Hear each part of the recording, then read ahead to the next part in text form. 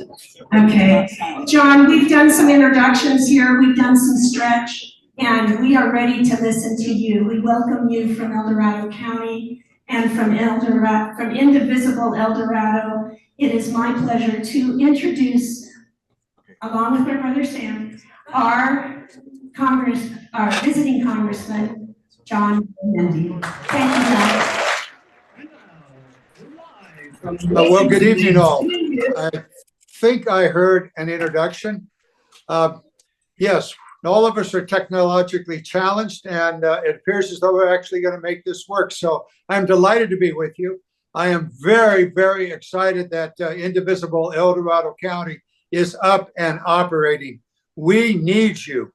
We need men and women and girls and boys and even dogs and cats all across this nation that are doing exactly what you're doing tonight, and I know you've done in the previous days.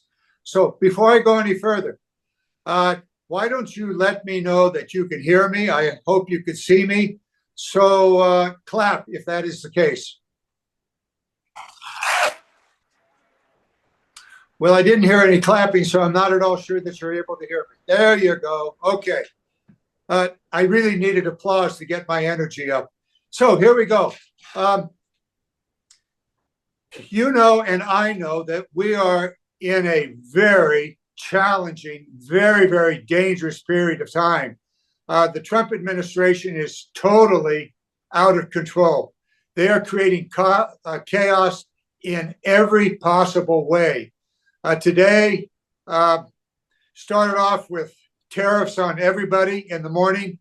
Then by noontime, there were tariffs on nobody except for China.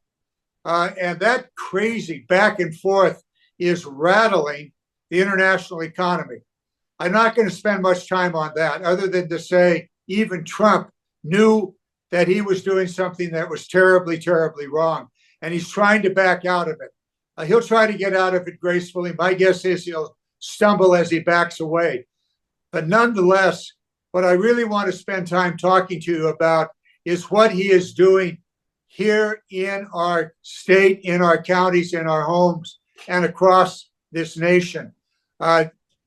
When he signed on with Elon Musk and gave Elon the keys to the government, set in motion was one of the most destructive things that have ever occurred in the American government since the Civil War.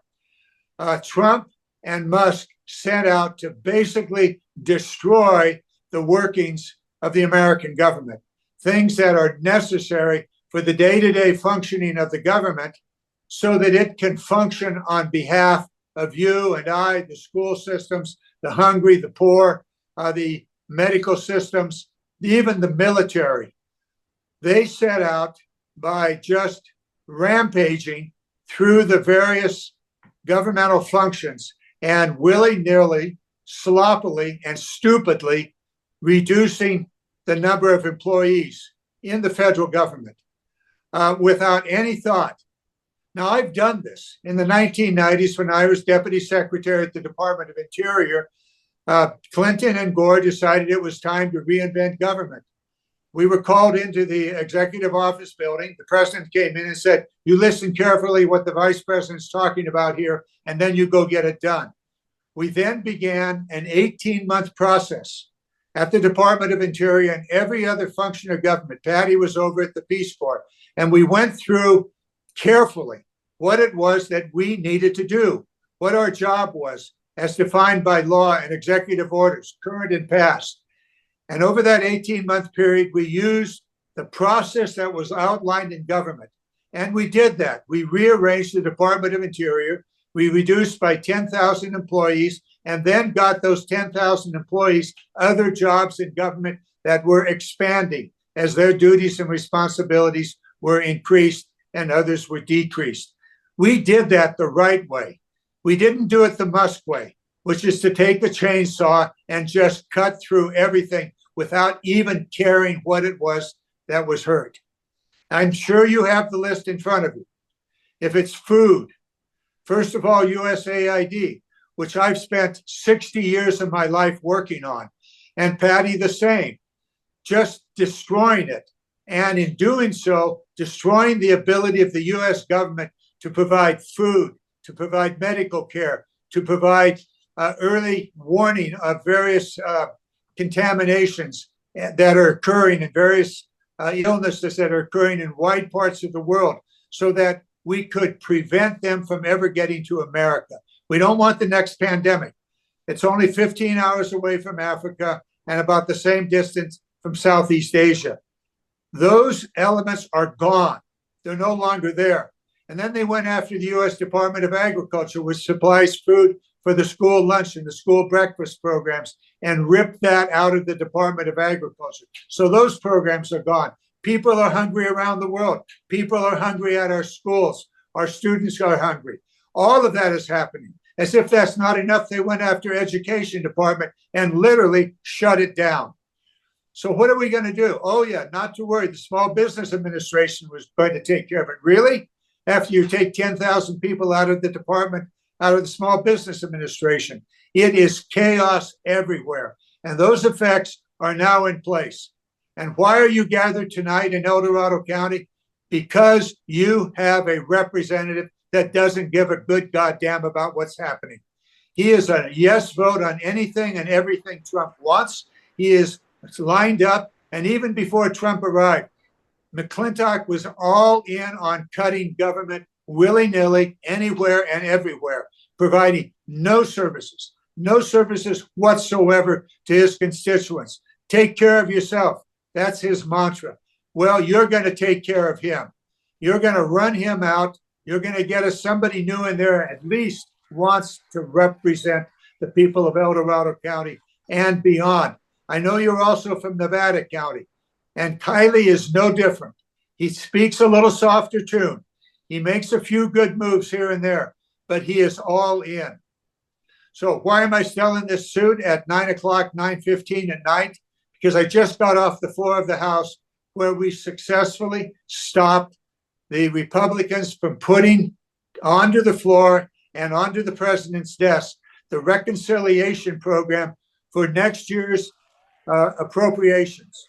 It is set up so that Medicaid will be eviscerated. So if you care at all about healthcare, if you care about those federally qualified clinics, if you care about providing services for the elderly in nursing homes or in-home supportive services, tonight the Republicans failed to move that bill off the floor of the House of Representatives. They'll come back tomorrow and we'll sit around, and hopefully there will be 4 Republicans that understand the extraordinary damage that reconciliation bill will put in play for the ongoing appropriations for the 25-26 fiscal year. If they're successful, the massive cuts to Medicaid will happen. They're trying to cover it up. They're trying to hide it, but they're not going to be able to do so because they have to find a way to pay for, that is to balance, the massive tax cuts that they want for the billionaire class. Some of you may have been watching the inauguration. Lined up behind Trump were not members of Congress or Senate, were not the new cabinet secretaries, but immediately behind him were the new American oligarchs. Think about what Putin has done in Russia. Those in favor, they get the money, they get the contracts, they get the access to the government. Those oligarchs that are lined up behind Trump at the inauguration are in line now and are receiving contracts to carry out governmental functions, often without, not often, always without competition, without the ability of others to contest those contracts. That is right out of Putin's playbook. And that's where we're headed for in America. The oligarchs getting the money, getting the contracts, running the programs, and the normal government civil service programs eviscerated and in all ways terminated. So we got our work cut out for us. And you, all of you in the room, you have an extraordinary important task. And it's not short term. This is the task for the next 18 months through the November 26 elections. And we'll go into some of those. I suspect you have questions. I'll go to the questions, but I must tell you, you have energized me coming off sitting on the floor of the House of Representatives for the last 3 hours saying no, no, no to what the Republicans want to do. It gets a little tiresome, but you've given me new energy. So let's go to the Q&A. Let's see what you have on your mind. And if you don't cover the issues I want you to cover, well, I'll interrupt you and I'll tell you what's on my mind. So let's go for it. You've given us some energy too. Yes.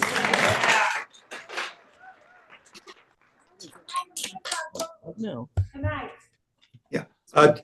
Please make it loud, speak into the microphone, and hopefully be able to hear your question. Ready, set, go. Thank you for coming here, Congressman Don Wolfson, Kevin Park. A brief comment and a question. I've looked at the demographics, and the Democratic Party has lost voters to either non-voting or voting for the grifter, and you need to figure out how to get men and working class voters and minorities back. That's my comment. My question, 15 years ago, the Supreme Court passed the Citizens United decision, which Tom McClintock believes is freedom. And we now see a bunch of billionaires having bought their way into our government. There is and I know this is mostly symbolic right now because the Republicans have everything, but there is an amendment in the House Joint Resolution 54, which would overturn that and the doctrine of corporate citizenship, corporate constitutional rights. I would really appreciate it if you would take a look at co-sponsoring that bill. I know it's not going to fix anything today, but long-term down the road, maybe it will. Thank you. What is the number again? The number, House Joint the HJR 54. Thank you. And Representative Jayapal is the lead. I probably know what the subject is. I rarely memorize the 2,000 numbers that come with the resolutions. What's the subject matter? It's stating that money in politics is not First Amendment protected speech and that corporations do not have the same constitutional rights as human beings. Okay. Yes. Yeah, I'm very much aware of the problem. The specific legislation, there's been several bills dealing with that over the last actually 6 Congresses, the last 10 to 12 years. Here's the problem. We got a Supreme Court that says anybody, anywhere, with any amount of money can engage in political action. There are restrictions on how much money individual candidates can take.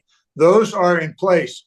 But what that Supreme Court decision opened up was unlimited contributions to special committees, and that's where we are. Yes, this is an important piece of legislation. Yes, I support it, have in the past.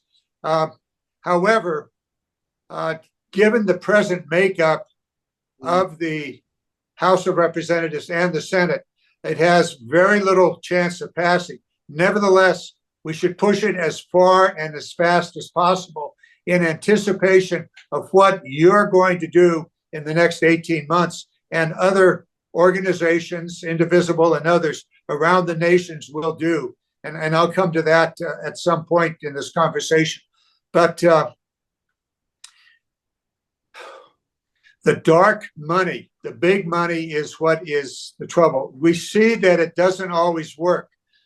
Think back on the Supreme Court race in Minnesota, and in which all of Elon's money created a serious problem for the Republican candidate that already had plenty of problems. But basically, we ran against the money. And the public understands that money is particularly massive amounts of money as Elon put in. It makes it very difficult in a campaign, but where that is known early enough, you can use it as a campaign issue, which was used successfully in that Supreme Court race. So you're right, we ought to get rid of it. Can we overcome the Supreme Court decision? Possibly. We may have to go beyond that with the constitutional amendment. Chances of that, slim, but you got to play the game. I'll take another question along the way. I'm not sure I've answered it completely, but thank you very much. Extremely important. Dark money, major problem. We've seen it. Now, let's be clear about this. The Democrats also use dark money. We have our own campaign committees, and so we play the game also. We like to think we play it more straight up than Republicans, and I'm sure we do. But nonetheless, both sides use it, and it is a basic problem. One thing we might think about here is something that was commonly discussed in the 1990s and before, and a little bit in the 2010 period, and that was to eliminate all campaign contributions and go to public financing of campaigns. I think that is a much better way to go. Can we get there? Only if we try. I'll take the next question. Hi, I'm Mark Jager from Cameron Park. Trump has been proposing or threatening the takeover of Canada and Greenland and Panama and saying that military options aren't off the table. And Representative Michael Magaziner has a proposal to ban all congressional funding for military action in those arenas. Do you know the status of that? Is that coming to a vote? Two very important questions. I'll try to get to annexing Canada. As near as I can tell, the Canadians think that's a really bad idea. And the Liberal Party was in deep, deep trouble. It appears as though Trump may actually elect or be one of the principal reasons why the Liberal Party may win now in Canada. No, I think the red states are going to learn that should we annex Canada, their population would place them in the top 10 representatives in Congress, top 10 state representatives, and the red states representatives would fall further behind, and the power of the red state senators would be diminished by at least 2 Canadian senators. And if we're going to come with Canada, why don't we take all the 5 provinces and bring in 10 Canadian senators? So yeah, they're going to figure out it's not a good idea. Trump may see the wisdom of shutting up and going elsewhere. With regard to Greenland, I met last night with the Danish ambassador and his team, and also had an opportunity to meet with the Greenland representative here in Washington. We have an additional meeting planned probably following the Easter recess, where I'll sit down with the Greenland representative and get a very good reading on how Greenland sees this. It appears as though they think it's a particularly bad idea, and certainly the Danes think that it is rather an overreach for the United States to tell Denmark to give up and move on. However, Greenland is a strategic place. Very quickly, all of Russia's northern fleet, and particularly their submarines, go between Iceland and Norway and Greenland and Iceland. And so those 2 passages are of extraordinary importance on the national security side of it. And so in a very brief conversation last night, I said, there are other ways that we can deal with these security issues vis-a-vis Greenland. And by the way, rare earth is readily available in the United States. The issue with rare earth in the United States is not access to rare earth. We can get that in the United States, we can get it in Canada and many, many other places in the world. The issue is the refining of the rare earth, which China has some 90% of the refining capacity, and the US has maybe a half a percentage. So if we're going to care about rare earth, we have to deal with the refining. Could be done in Canada, could be done in Mexico. The MCA renegotiations that Trump did in his first term would provide us with the opportunity for refining north and south of our border, as well as within the United States. So that's where the real question lies. It's not in getting the rare earth. It's in refining it and then using that in the various ways that are necessary for a modern economy. So I think I went through two of your questions. I think I may have missed the final piece of it. If not, speak up now and I'll get to it. Otherwise, we'll get to the next question. Well, the question is about congressional funds for military action against Iran. Oh, okay. We are in the early stages of the next National Defense Authorization Act. Today we had the testimony from Admiral Paparo, the Indo-PACOM commander, as well as a testimony from Strat Forces and Space Force and the Northcom commander. There are many, many things we need to do to deal with the Russia-Chinese threat, which is real and which is growing. However, we need to be smart about this. Many people, including apparently our Republicans, have given up thinking about deficits, and they think unlimited money is available. To go back to the tax cuts for billionaires, which will add about $4 to $6 trillion to our deficit over the next year, and half a trillion every year, between, well, $6 to $800 billion a year to the deficit for the next decade, or more maybe. So they tend not to think about limited money.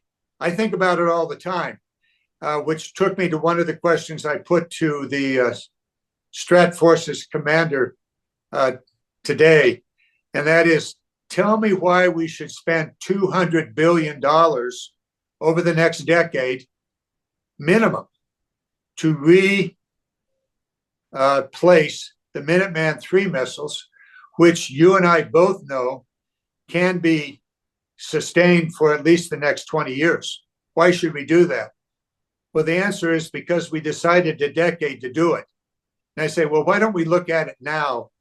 And if we need money for food, for school lunch programs, if we need money for strategic national investments in international health or support for people that are starving around the world, why don't we use some of that money? Well, that's in a different account. And I say, well, that's what we do, is to change accounts. So tell me why we need to spend the $200 billion. Well, because we decided to do it early on. I said, that's not going to work. I know you're retiring, and I know I'm going to talk to the next commander, and they're going to get the same questions. Why should we spend that money that way? And that's just one example of the extraordinary unnecessary spending in the Department of Defense. Now, the chainsaw wielder, Musk, is very, very delicate with the Department of Defense because he wants his Starlink to have even a greater contract with the Department of Defense, a worldwide contract. He wants Starlink on every desk in the Pentagon and every Abrams tank around the world. And so he's gunning, using his power in a very corrupt way to expand his contracts through the Department of Defense.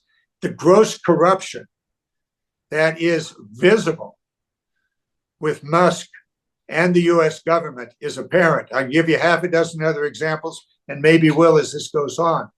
But the reality is the Department of Defense needs to be very seriously analyzed in every single one of its functions and determined that that is absolutely necessary and that the money will be used efficiently. I will tell you, my Republican colleagues and even many of my Democratic colleagues are all in at spending more and more in anything they ask for without giving the kind of oversight and review that is required with really vast amounts of money. So I'll let it go at that. With regard to the funding programs, they are in play. This year's funding programs, the continuing resolution, which was passed a couple of weeks ago with opposition from every Democrat in the House, except one, will fund the government through the end of September. And I will guarantee you today that that'll be extended probably until Christmas, at which time we may take up the appropriations for the 25-26 fiscal year. We'll see what happens. This last year, we have the first time ever a continuing appropriation for the entire year. And that continued unnecessary funding and denied some necessary funding in every program from education to healthcare to the military. So yes, the funding will be ongoing for the remainder of this year. And then we'll take up next year's funding beginning actually with the National Defense Authorization Act in early May. I'll take the next question.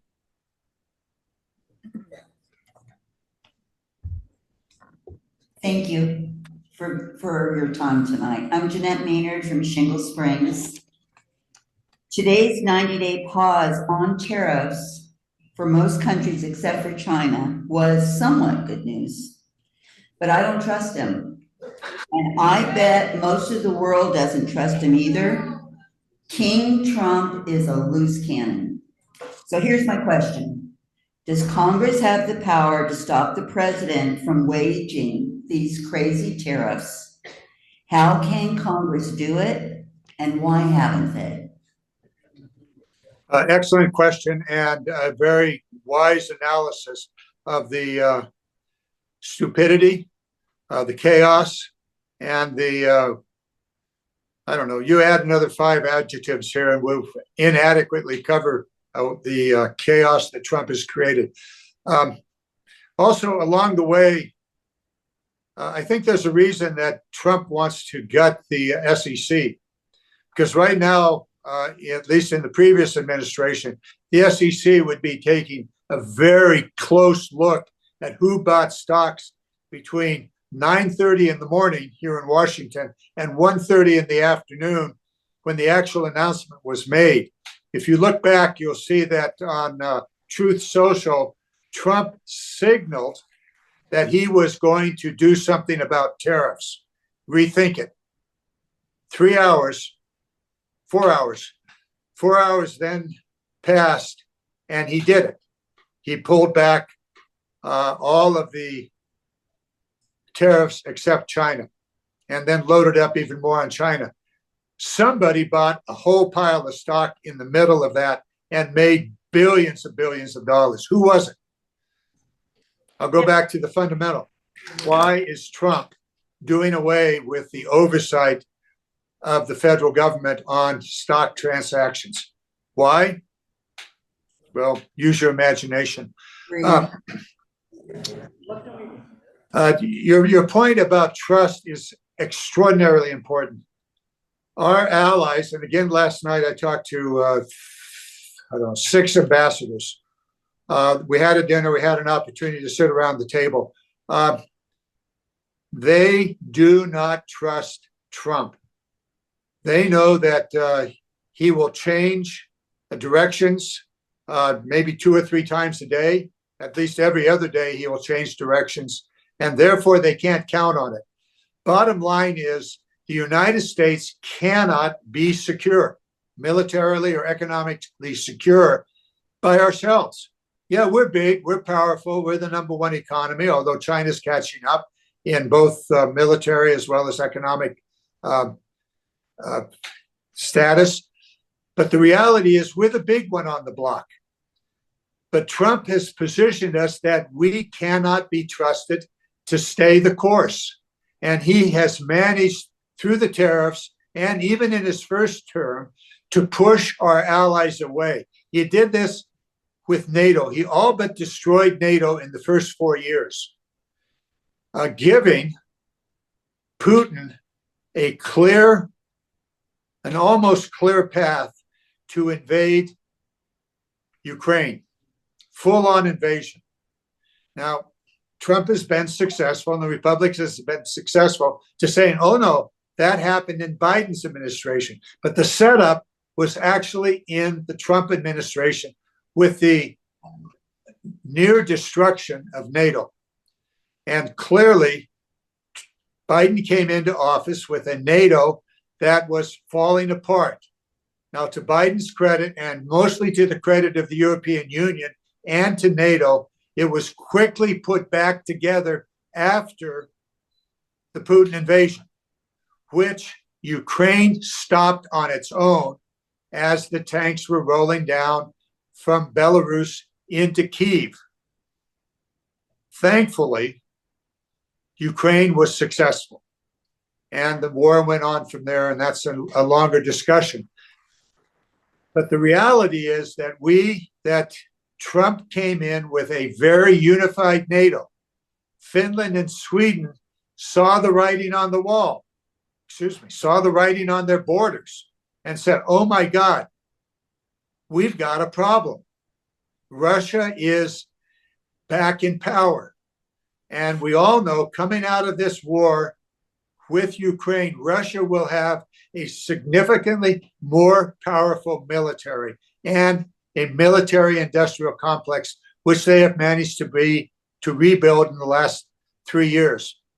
And so NATO has to stand strong, and we have to be with them. And guaranteed, Trump is going to go back as he did before and do everything he can to weaken NATO, raising in some of our minds that he's far more interested in cozying up to Putin than he is to our allies, who have been with us ever since the end of World War II. This is a major international issue of profound importance to us, both in terms of the military and in terms of our economic security. And that's where the European Union comes in. Much more to be said about that. But what we have to do as members of Congress, and what I will do in the week following Easter, is to go east, to go to those NATO countries, to go to Denmark, to go to Finland and to Norway and say, hey, we're with you. Congress is with you. On the Armed Services Committee today, Democrats and Republicans were very clear. Yesterday, actually, when we had Eurocom commander in, we're with you. We're with NATO. And regardless of where Trump is going, at least on the military and on the foreign affairs committees, we are all in to support NATO. And we'll do that personally in the week after Easter. And there'll be other legislative congressional codels going to the various NATO countries with a similar message. Trump will be Trump, totally untrustworthy. And now every nation in the world, including Russia and China, know that he is likely to change his mind between coffee and lunch. A very profound problem for America and for our allies that we're going to have to deal with for many, many years ahead. Good question. Thank you. Thank you. Thank you. We're going to take the next question from the chat. Okay, so let's take this off. This is one of a lot of questions that are asked. The same ones on chat are on. Excuse me, please grab that microphone and cuddle up to it. Okay, well, can you hear me here? I'm kind of away from it, so hopefully they This can, is, he's on this one, all John. right, As loud and as close as possible. I can hear you though. all right, unfortunately, I forgot to add this one in. So basically, one of the questions from Zoom is, a lot of them are talking about Trump's lawlessness and disregard for the Constitution, disregard for the office of the president, disregard for enforcement from justice, disregard for the Congress. So three questions revolving around this is, what can we as citizens do to help combat this? What can our Democratic leaders to do? Because a lot of people are frustrated. It looks like our Democratic leaders are doing nothing. And what can we do to galvanize the GOP to be responsible as well? This is similar to the previous question, which I skipped over. That is, what can we do to regain power, or regain the constitutional power of over taxation? From the very beginning of our constitutional government, tariffs was the first tax that the new constitutional government used to raise the necessary revenue, and that was basically the revenue source even through the Civil War. That changed in the 1900s with the income tax and other taxes along the way. Congress has the power constitutionally over tariffs. It is explicit.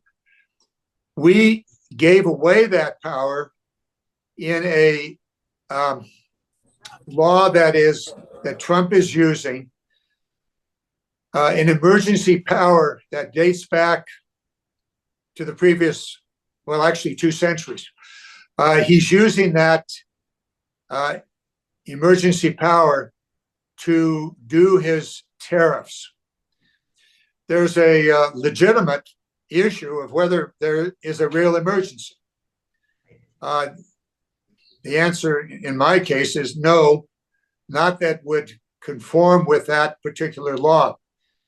Nevertheless, the Senate is moving a piece of legislation that is specific to Canada and tariffs in Canada, and it regains the constitutional power on tariffs for Canada. I would like to see that expanded. I don't know whether it will make it to the Congress, and its chances in Congress with the present power structure in Congress is it's not likely to move. Although we did successfully deal with an issue that is of importance to women everywhere, and particularly to women in Congress and the Senate. We have the good fortune of having many young women in the Congress, mostly Democrats, a couple of Republicans, and they have delivered babies, and they want to be able to vote remotely while they pre-delivery and post-delivery. And the Republicans said no, even though all the Republicans voted remotely on hundreds of bills during the pandemic shutdown, but not for women who are delivering babies pre and post. That issue came successfully to the fore with a special opportunity that we have to get 218 members. That required 6 Republicans to join with us. So that issue is alive on the floor of the House. The timing is such, we'll probably take it up after Easter. The Republicans attempted to kill it with a rule motion, a procedural motion. They failed. So it'll be up and down vote on that after Easter, the recesses. Now that's what we can do with the tariff issue. We're beginning that process on the Democratic side. Can we get to 218? It's difficult. It may be possible. The tariff issue is going to continue to rumble through, causing a lot of consternation, Democrats and Republicans. Maybe we can take it up. And if we do, I would suggest that it be written that we take it all back by eliminating the emergency issues. I'm going to take this a step further. There are some 50 emergency laws on the books that the president can use to overpower the constitutional authority of Congress. And every single one of those ought to be eliminated and then recast for the emergencies that exist today and the best guess that we have on the emergencies, say in the next decade, so that we narrow that authority that the president can use. And I gave him the example. So this is going to be a tug and war that we'll see if the Republicans really care about the Constitution and their own personal power here in Congress. We'll see. At the moment, we're not quite there. I don't know how much more time we have, but I'm going to challenge all of you. I'll take one more question, and then I'm going to go after what all of us have to do in the days ahead. So let's have that next question, and then we're going to go into what we must do, what you must do, what I must do, okay? Hi, John. This is Brian Fitzpatrick from Fairplay, California. 50 years here in El Dorado County, and we have yet to be successful with a congressional candidate. We've come very close with a couple. So we could use your experience and your advice on how to be successful and take advantage of this next congressional election. I noticed your gray beard. I don't know if you were around in 1974, but if you were, In 1974, in 1974, I was 26 years old. And I was very, very upset about the Vietnam War, about what was going on. And Patty and I just said, we're fresh back from the Peace Corps and a few other things. And we simply said, we've got to get involved. And I decided to run for Congress. And I walked to virtually every door in El Dorado County. And there were 6 of us in the primary, a couple of well-known city council members and supervisors. That's how you win elections. You get out and you meet people. We are 14 months away from the primary elections in California.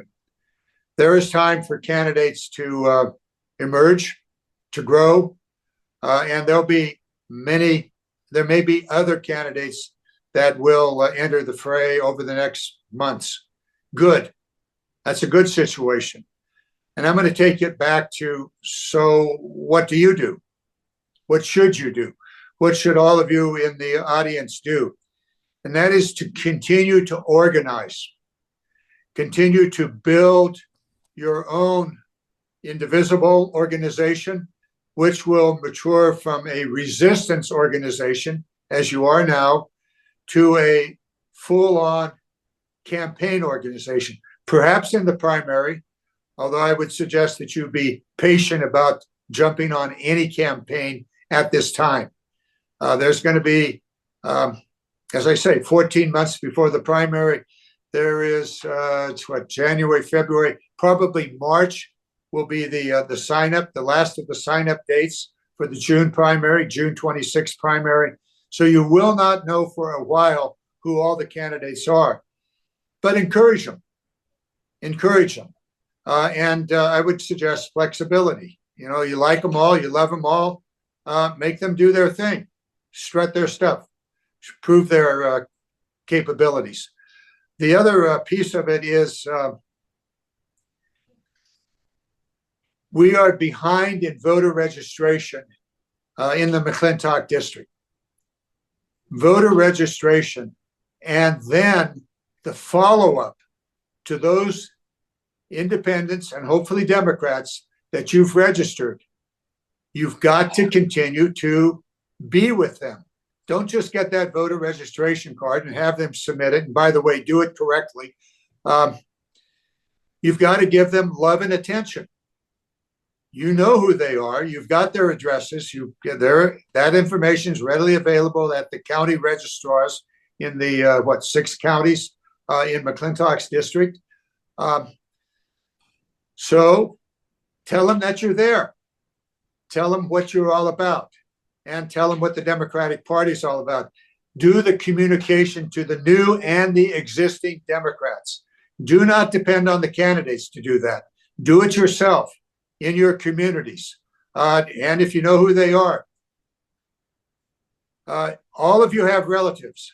I will bet, I don't know, I've got about, 3 $20 bills in my wallet right now. I'll put that on the table right now. And I'll bet that every single one of you in the audience has a close relative or friend that is not registered. So what are you going to do about it? You're going to get a voter registration card, or a bunch of them, and you're going to register voters. We can change the voting demographics in this district if we all work on voter registration. And that is the principal task for the next, right up to the laws in California, right up to Election Day. Same day voter registration is possible in California. Now, Trump's going to try to change that nationally, and he'll be prevented from doing that by lawsuits to say, can't do that. That's a state issue.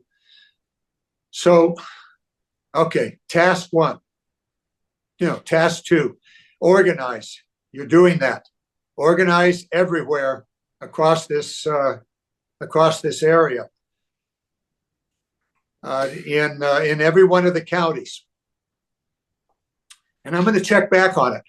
I know who you are. I know who your organizers are. I recognized one of the faces a while ago, and I'll undoubtedly see her sometime in the next month or so. So that's your task. And then voter registration. And then communication to all of the voters. Do it yourself, particularly to the new voters. Now, next steps along the way. You're not the only organization that's out there. There are others that have operated in the area. The formal Democratic organizations need your support. The county central committees, and then the various Democratic support Democratic clubs. All of them need your engagement.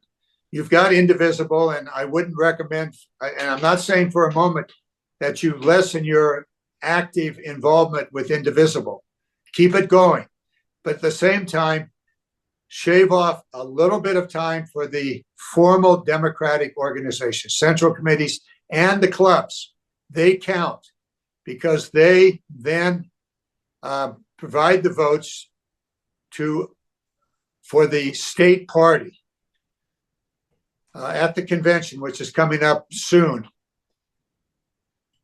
You want to have your voice at the state party convention.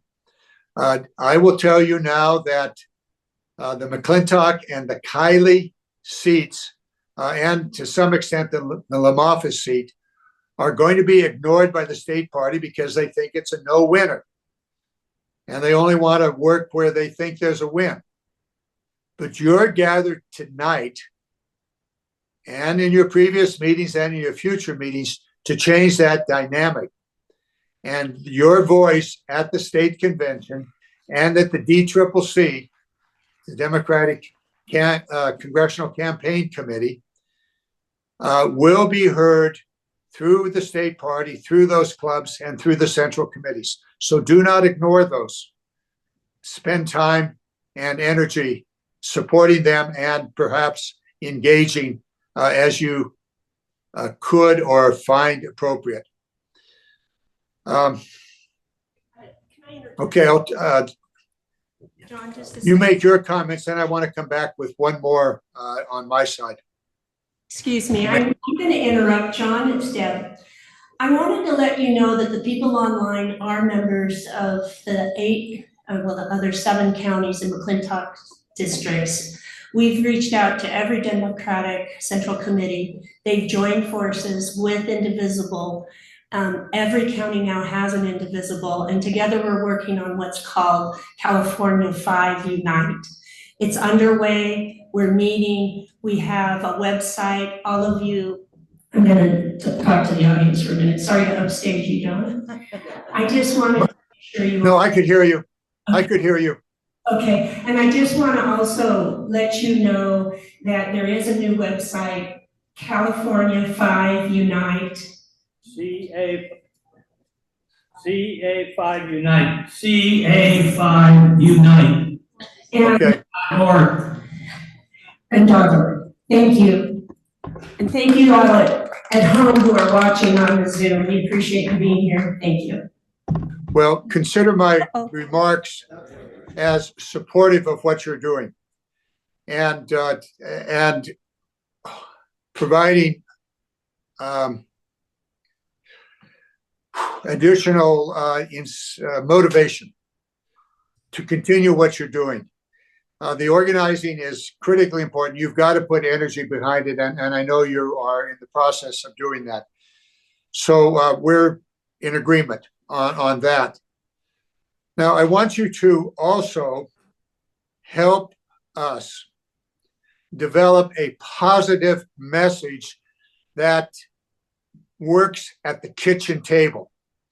Now, that is a place that is overused in our political discussions, but it's also real.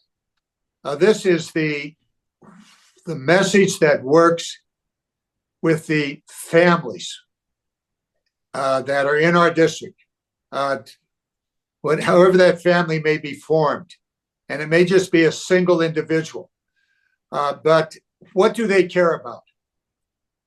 I had a discussion again last night about this. I'll put these out there because we need, as Democrats, to develop our positive message. I have been after the leadership in the House, Hakeem and others. This is as important as the defensive game that we're playing. The defensive game is going well, although we've had some setbacks in the last day or two with the Supreme Court. But nonetheless, we're pretty good on the defense. And I've already spoken to a couple of defensive things that we're able to do in Congress, even though we don't have the majority. Your work may help us have the majority in 2006. So what's the positive message?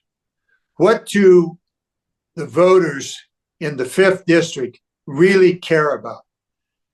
Last night it was suggested 3 things. Healthcare. Well, I've already spoken to it. The gutting of Medicaid, which, okay, we won't go into all the details there, but wow, that's a big one. And other healthcare issues would fall into that same genre. Economic opportunity. This is one of the 5 E's that I've used forever: economy, environment, and education. So economic opportunity, not in the big sense, not in the sense of what we talked about with the meltdown of the U.S. economy and the stock market. Important, but is that really a kitchen table issue? Maybe yes, maybe no. But help us define that economic issue for the kitchen table. And the third one is let me just go back. I'll think of the third one in a moment. Healthcare. I want to go to the environment, which was not one of the issues. The economy, jobs, healthcare. You provide the third one here. 4 is getting to the outer edge. we need to define the Democratic positive message. And I want you to think about that. And I want you to take this issue to the kitchen table. Take it to your relatives. Take it to, I don't know, whomever you're talking to, and say, hey, what do you think is important here? We do not have that yet, and we're going to need it for the campaign. I've got half a dozen things that I could put on that right now, but 3 is good. 4, maximum 5. It's too much. So help us define that message. You already have a structure in which you can work this out and come back to us, to me and to others that you're working with in Congress and in the Senate. But we're going to need that soon. We'll probably stumble along for the next 2 or 3 months, but by June, July, we're going to have that honed, and we're going to have to repeat it over and over and over again over the next, through the November election. It'll change a little bit along the way, but we have to do it. And we're not there. We do not have a positive message yet. Okay? I'm going to leave that with you, and I expect to hear back from you. Know that I will continue to work with you on the 5th District. And if you want to expand into Kylie's or anywhere else, I'm all in. Want to make sure that we make it happen. And so I'll do whatever I can to assist you in what you are already doing. Over to you. And I don't know how much time we have, but my clock says it's at the top of the hour, and I was told an hour. And if you want to go for another 2 hours, you're going to be on your own, because I've been at this 14 hours already today. Yeah, it's late there, John, and you've had a long day. So everyone here really appreciates the time. Well, I will close with this. I appreciate your appreciation. But what I really appreciate is the 200 or 300 that you've assembled there tonight. That is the power. You are the power. So please use your power and know that I'll do whatever I can to assist you along the way. And I will engage other members of Congress as you go about your work. Thank you for the evening. Thank you for your determination. Thank you for changing the political landscape in the 5th District and really throughout America. You can do it. And I want you to keep in mind the chant of the farm workers. This goes back 50 years that I've worked with them. And their chant is, si se puede. Si se puede. Yes, we can. Go for it. Si se puede. Good night. Si se puede. Okay, go for it. Good night now.